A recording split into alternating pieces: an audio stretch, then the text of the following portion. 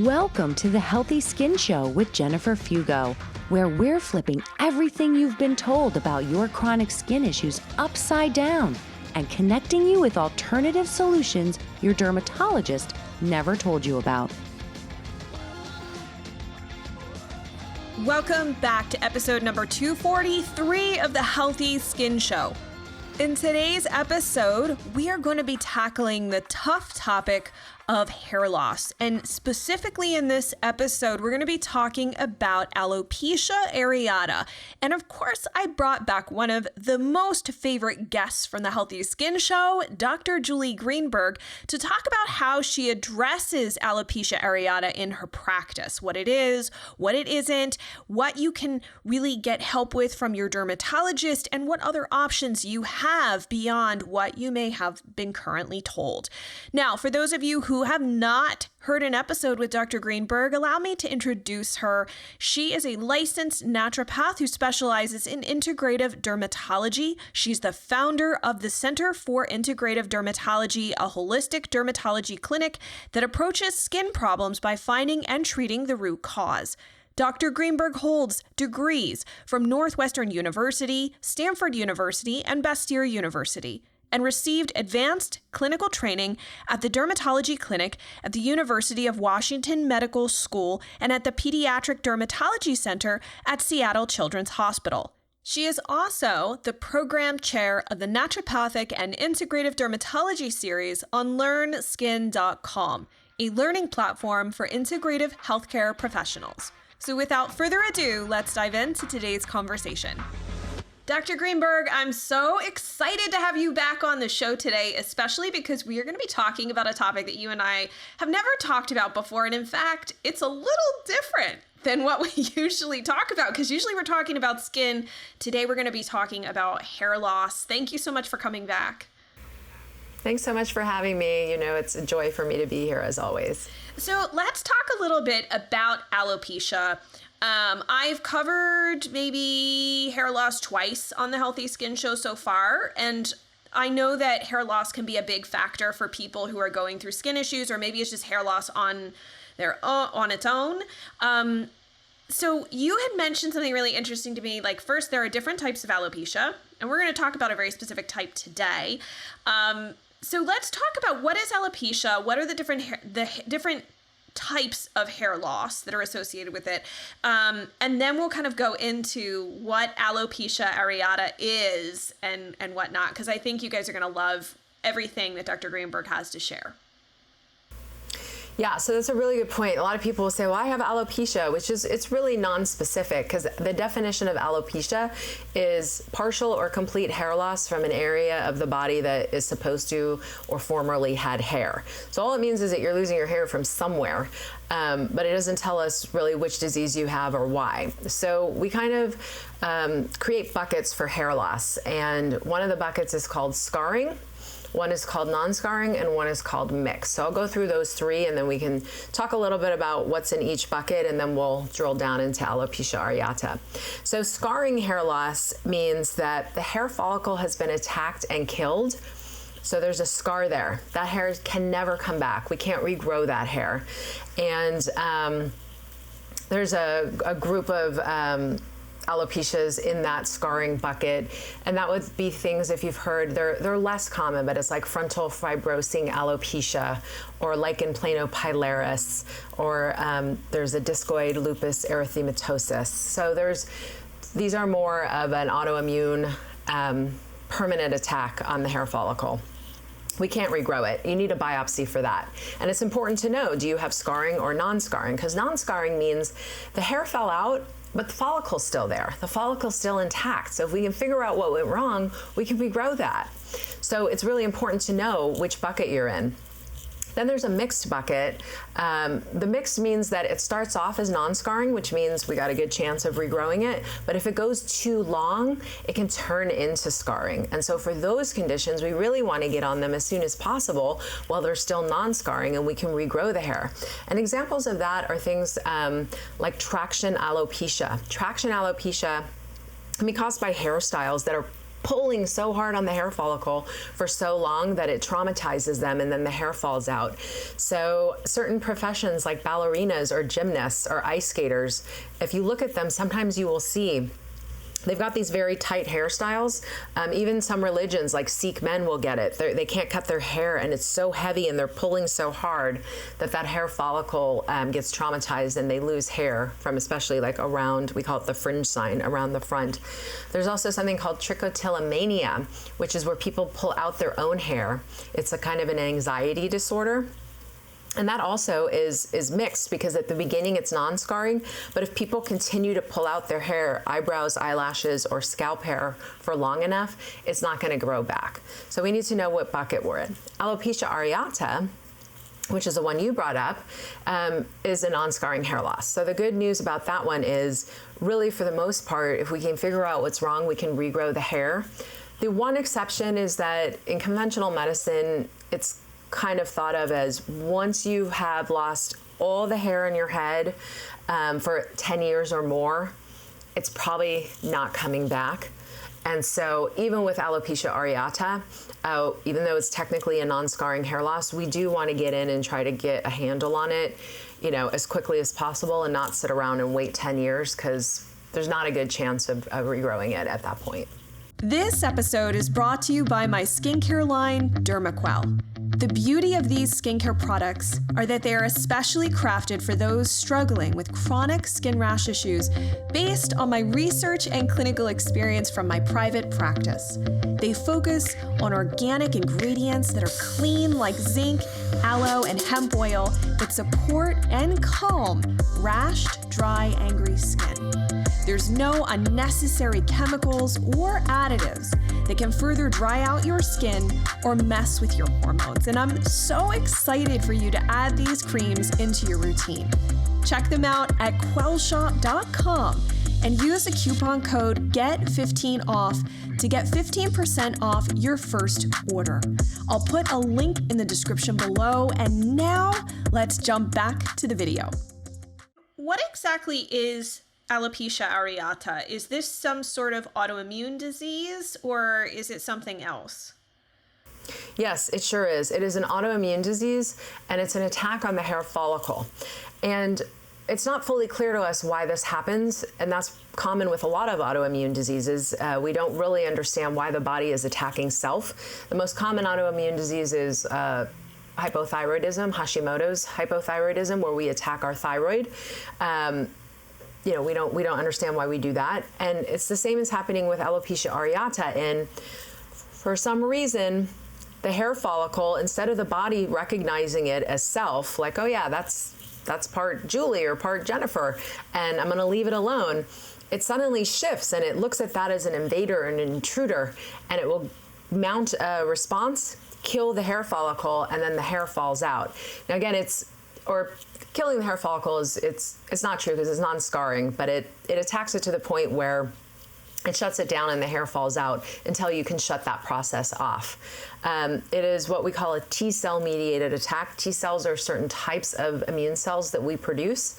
There's lots of different types of T-cells, and lots of different types of T-cells are involved in alopecia areata. But yeah, it's basically where the body turns against itself, starts attacking the hair follicle with all sorts of inflammation, and then the hair falls out. And are there different types of alopecia areata, or is there just one? Yeah, there's many different types of alopecia areata. So the least severe type is called patchy alopecia areata, and that's a lot of how all of it will start. And there's these kind of coin-sized patches. They can be round or oval shaped, and they can start off like a dime, and then they kind of start to grow. They often will get to be the size of like a silver dollar, and it can happen, all over the head, but it can happen anywhere there's hair growth. So you can see men with beards with patchy alopecia, where spots of their beard are missing. I mean, it can happen to pubic hair or other areas as well. So everything we're talking about, people are most frequently thinking about the head, because that's where it tends to impact people the most in terms of their social life and kind of psychological well-being.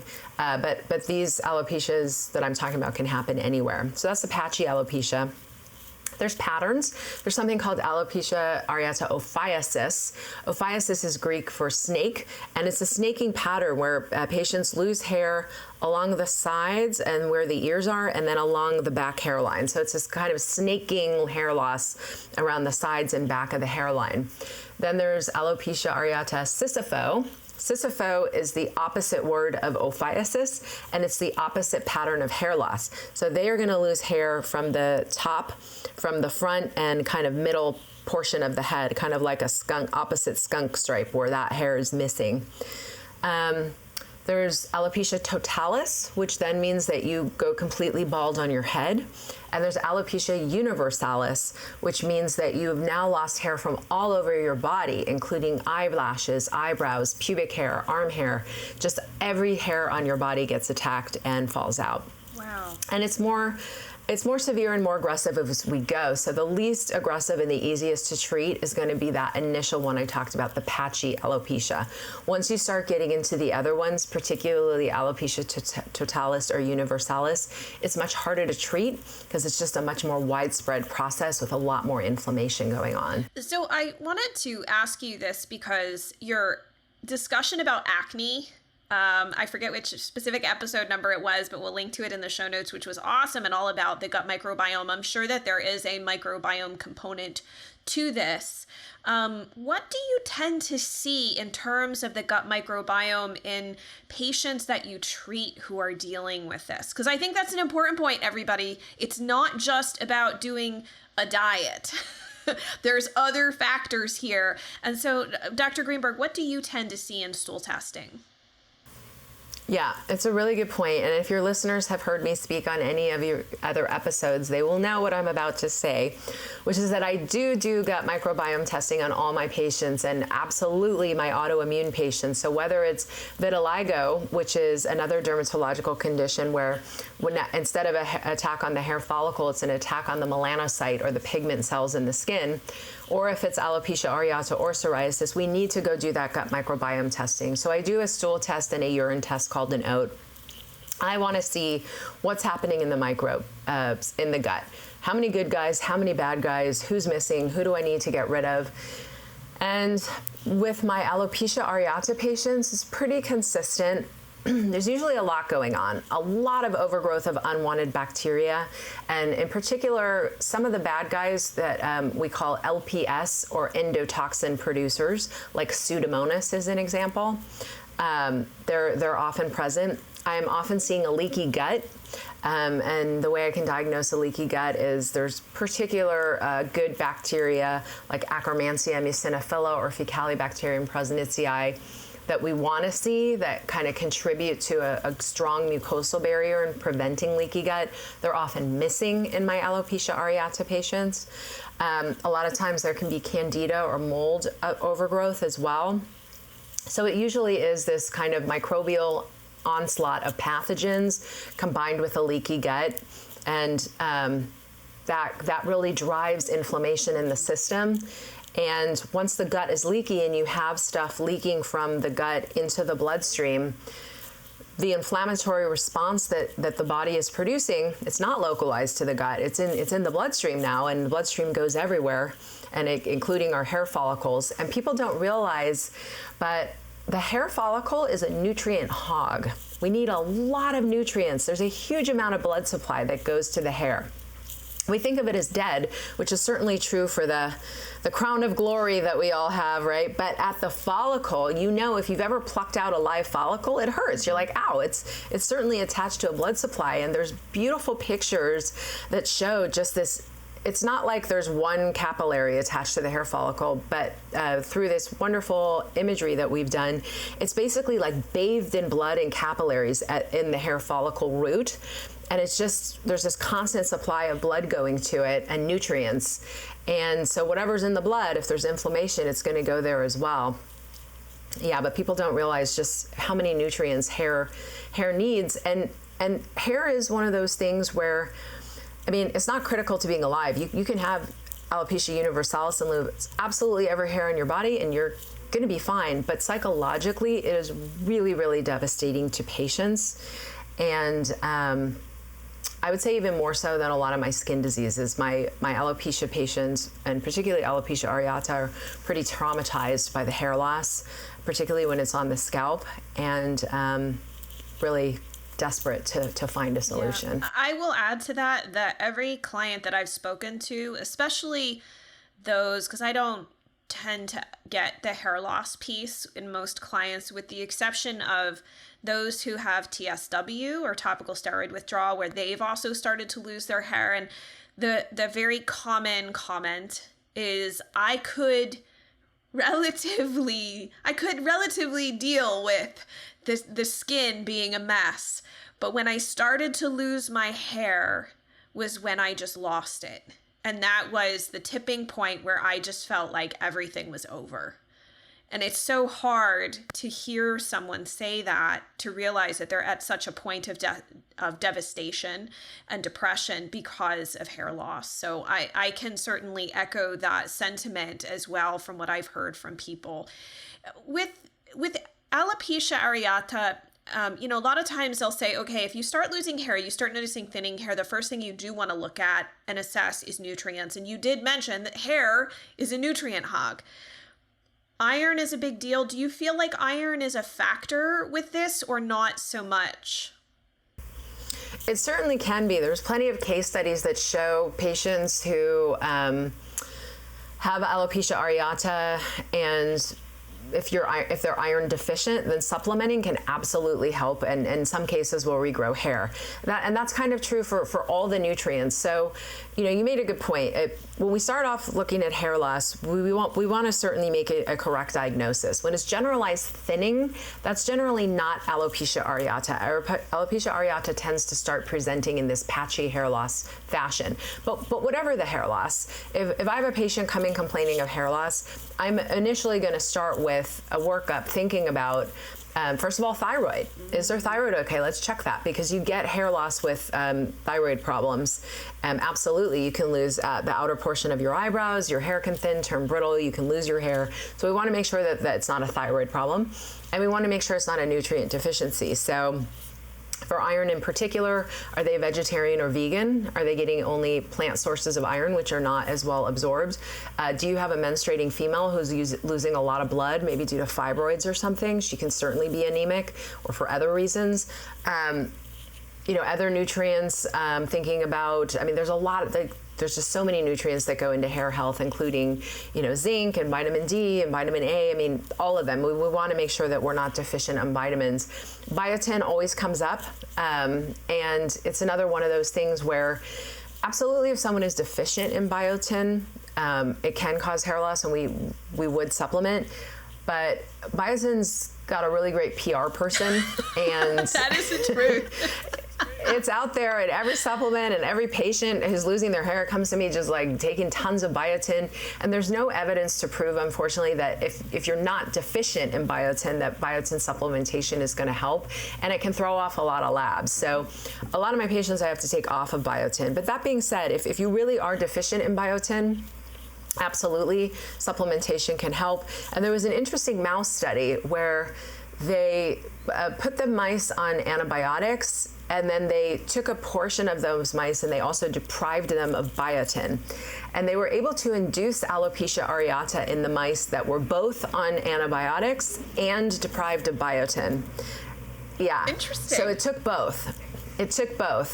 Just if they were just deprived of biotin, or if they were just on antibiotics, the mice did not develop alopecia areata. It took both conditions. So again, the antibiotics are going in, they're creating changes in the gut microbiome of these mice, right? They're killing off good guys along with whatever pathogens they're meant to target.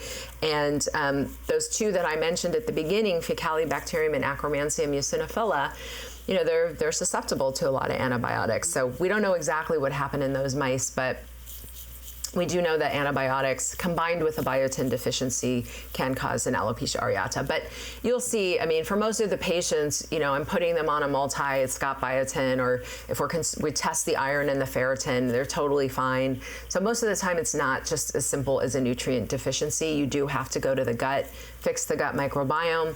And I also find with my autoimmune patients, again, whatever type of autoimmune condition they have, there's a secondary piece of kind of a toxic element that we need to address. And that can be a wide variety. I was going to ask you about that because you made a mention of that earlier. So tell us a little bit more about this toxic piece to this hair issue.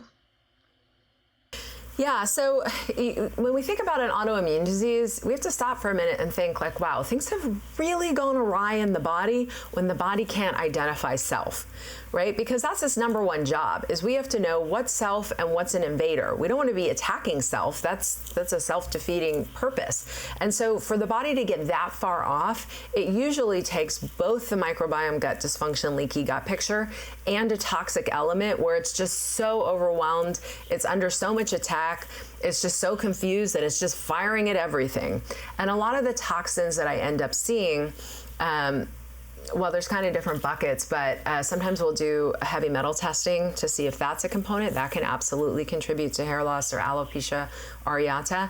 Mycotoxins. So when I run the Ode organic acid test, I like that test because it really drills down on the fungal piece, both candida, but also molds. And molds show up in a lot of my patients. And then if there's molds, there can be mycotoxins, which are secondary metabolites produced by mold. And that's a fancy word for saying if a mold feels like it's under attack from other mold or bacteria, then it knows that its life is in danger and it has to go to war, and it starts producing these chemicals that it shoots into the air.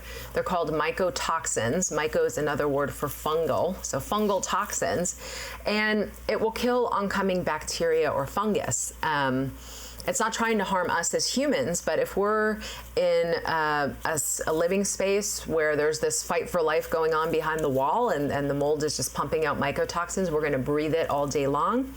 And if it's in the gut, then of course we're being exposed to it within our own body. So mycotoxins show up a lot. There can be environmental toxins, stuff in the water, like, pesticides, herbicides, runoff from the petroleum industry, from chemicals, from rubbers, plastics, stuff like that. So sometimes it can take a bit of testing to try to figure out all the pieces that are there, but I kind of let the gut microbiome initial testing guide the way and then see how patients are responding. Because I've had really good success with regrowing hair in alopecia areata. Usually within 3 to 4 months, we're starting to see some hair growth, and then we kind of continue on an onward trend. When things are more static or it's regrowing here but losing there, that's more when I would start to suspect, like, okay, is this patient in a mycotoxic environment where it's almost like a boat that it's got a hole in it, and so you're bailing water, but then there's more water coming in, right? You're only going to make so much progress that way. Can I ask you a little bit about the heavy metal piece to this? I oftentimes stress to clients, like, it's not always wise to deal with everything at the same time. And that can also be the case with mold and mycotoxin issues, is that sometimes everyone wants to tackle everything at the same time because they want to be efficient, but your body just cannot handle that. And at least the way that I was taught was really that heavy metal toxicity is an issue that I still believe, frankly, should be handled by a doctor. Not someone that's a health coach or even a nutritionist or dietitian, because it's really beyond our scope of practice. You have to be careful with what happens to these heavy metals when they're released from wherever they're being stored at, essentially. So when do you recommend, or at least in your practice, when do you deal with heavy metals if you find them? And do you agree that really this is something that would be best handled by a physician like yourself, especially there's chelation therapy, but then there's all these like cleanses out there now that you're like heavy metal detox. And I'm like, is that really the appropriate thing to do on your own? Yeah, it's a good point, and a lot of it depends on what I'm actually seeing on the lab results for heavy metal. So I have an alopecia areata patient.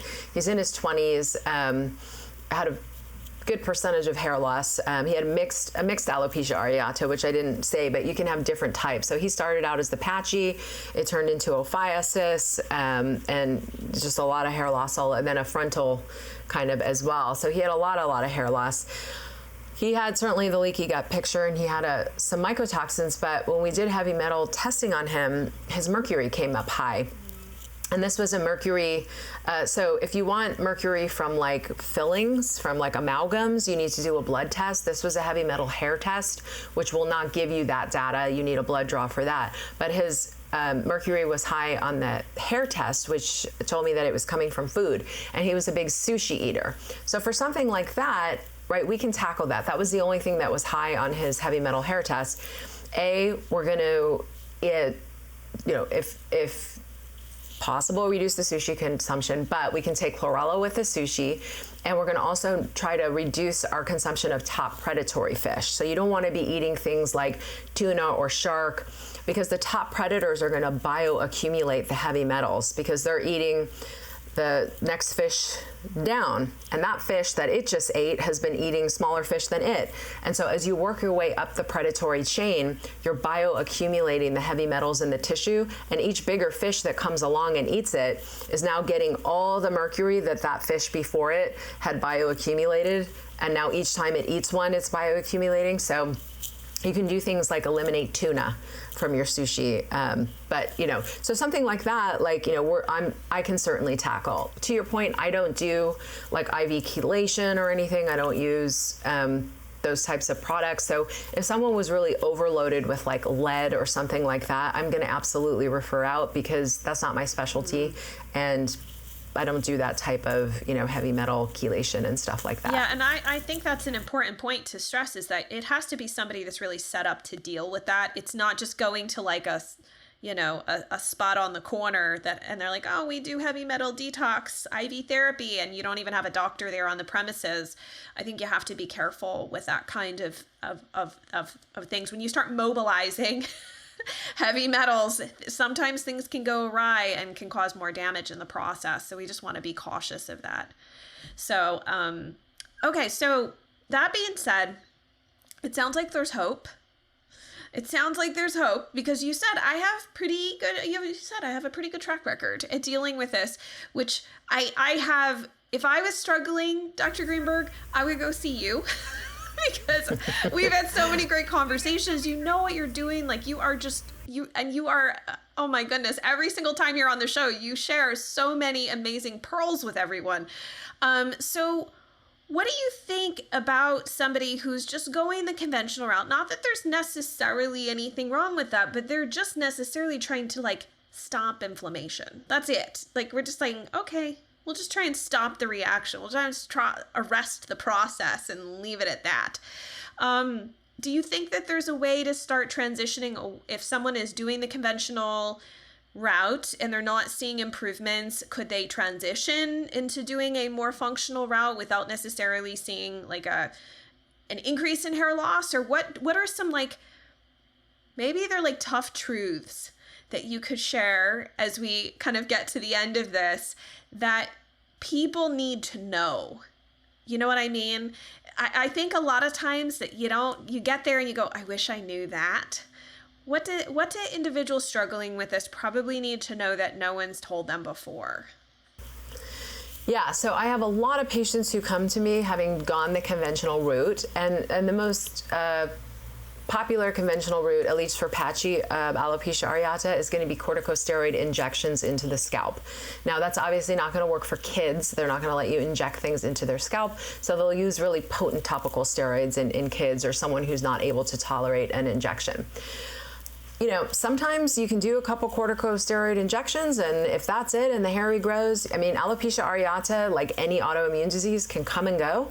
And so if that's it and it's gone, then great. But obviously the patients who are coming to see me, it's not that case, and usually it's that things are getting worse, like the 20-something-year-old patient I mentioned who started out with a patchy alopecia, and then it really progressed into ophiasis. He lost all the hair around the sides and the back, and it was now coming up from the front. And frontal hair loss is usually the worst for people because there's no way to hide that. That's not like, well, I got a patch on the back and I'll grow my hair out and cover it up. So and then the other thing is they sometimes will use like a topical minoxidil to try to save existing hair. A lot of my patients come to me already doing corticosteroid injections and or on topical minoxidil, And I actually don't take them off because maybe it is reducing some inflammation and doing some good, and it's going to take me a while to get in there and address it. So part of what I go through with patients when I first meet with them with hair loss is that the hardest thing about hair loss is you have to be patient, because hair loss and hair growth is slow. There's no way to speed it up. It's not like skin. You can see dramatic results in skin in a matter of days. Right? Skin can do crazy things in just a few days, either better or worse. Hair can't do that. There's different hair cycles of growth, and you're not going to see regrowth in a follicle that's not growing for at least 3 or 4 months. So it's a slow process, and you have to be patient. If patients are already doing topical minoxidil, a lot of times when you pull minoxidil, you're going to get hair fallout. And so I don't definitely want to make it worse until we know that things are getting better. You know, I don't want to pull them off of things that could be helping.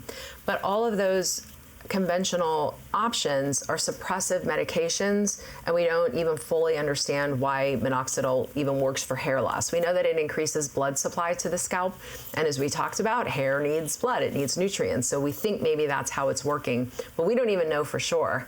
So, you know, they're limited. It's not really getting to the root cause of anything. It's just trying to suppress inflammation. And I would say if that's not working for patients, if it's getting worse, if the hair is not regrowing, there are alternative options for you to pursue, like seeing a naturopathic doctor or a nutritionist or people who specialize in this in a kind of more holistic role, to try to get at some of those deeper root causes. There's more. And now, you know, very much the way dermatology has gone is to now extend topical suppressive medication to internal. And so there's something called JAK-STAT inhibitors that they're giving patients with alopecia areata. And again, it's like a biologic, it's kind of messing with the immune system. And so it is an option. If people want to go that route, it's an option.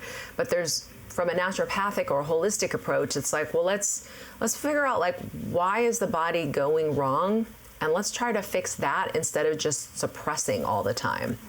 So I think it also depends on, you know, what route somebody wants to take. It's a lot of work to do naturopathic medicine. It's not just like take a pill and, you know, I'll see you in 2 months. It's a lot of work on the part of patients. That is very true. So if you're at the salon, or most of the time I hear from ladies who are like, I was at the salon and my hairdresser noticed that I have a patch of hair missing. Because usually either you notice it if it's up front, but if it's further back, it's somebody else that notices it. Would you say, in your opinion, that is the time to start digging into it, not to wait and see what happens? Yes, absolutely. You're 100% correct. Getting on top of this stuff earlier is better than later, because also, as we talked about, it's going to take a while to fix it anyways. You're going to be 3 to 4 months before you even start to see hair regrowth, let alone it actually growing out to, you know, a level. And that's if you found the cause and are on top of it. So whatever it is, if you feel like your hair is thinning, if there's spots missing, you're going to want to go get a diagnosis. And due to COVID, I've been seeing patients exclusively via telemedicine, and also my scope of practice here in California.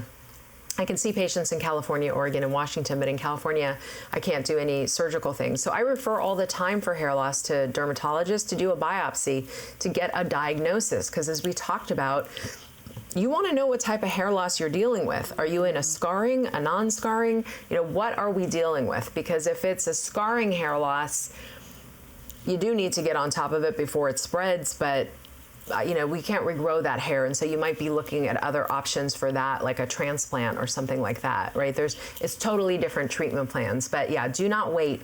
If you think you're having hair loss of any type, patches missing, thinning, whatever it is, go see someone. And patients with thinning hair loss will have the unfortunate experience, and I've heard this from many patients, where they go in and they'll tell their doctor, you know, I think my hair is thinning, and the doctor will look at them and say, your hair looks fine to me, you have thicker hair than I do. And the patients are like kind of left without anything because the doctor's looking at them and not believing them. And what I found is patients know when their hair is thinning. Their ponytail is thinner. There's more falling out. Like, they know whatever hairstyle they're doing, it doesn't feel the same. And so if you get a doctor who tells you, nah, your hair looks fine to me, just go get a second and a third opinion until you find a doctor who will listen to you. Because there are plenty who understand hair loss and understand it's not necessarily that we're looking at a person and going like, oh wow, that's really thin hair. But to your point, we want to catch it early, and people know when their hair is thinning, and you want a doctor who is going to listen to you and believe you. And don't stop until you find one that you get to who understands this. Well, I love your message of persistence. It's so important because it's easy to become or to feel kind of like what you're experiencing doesn't matter. It's not true. Right. You know? You get invalidated and think, oh, well, maybe it's in my head. Exactly. But it's not in their heads. No, it's not. It's not at all. So if someone is so you said California, Oregon, and Washington, you're able to, and I know you do, you have a wait list, but you do see patients and you do take patients. So we'll make sure that everybody will find your website and your information so that they can contact you and reach you, because you are such a wealth of knowledge. And it's just such a pleasure too, for those of you who don't know, I got to meet Dr. Greenberg a few months ago at the Integrative Dermatology Symposium, and she presented an amazing presentation on malassezia. She just is such a wealth of knowledge. So if you're looking for a fantastic physician, hands down, I would highly suggest going to see her, because she really knows her stuff, and she's incredibly compassionate as well, which I think is so, so important. So yeah, Dr. Greenberg, thank you so much for coming back and sharing about this. I know this is one of your favorite topics, and I look forward to having you back every time. It's like knowledge bombs, and I really appreciate it. Thank you so much. You're so kind. I'm blushing. I really do love the podcast. I listen to every episode, and it's just a pleasure to be here.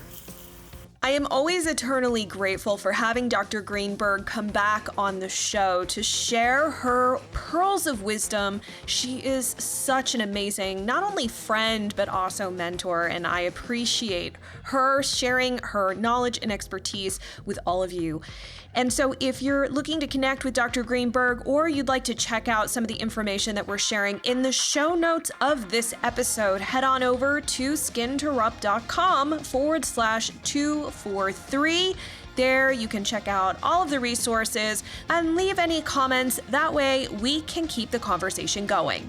And if you know someone who is struggling with alopecia areata, please share this episode with them. I know that they would be eternally grateful for not only the wisdom, but also the potential options that they may have that Dr. Greenberg shared today.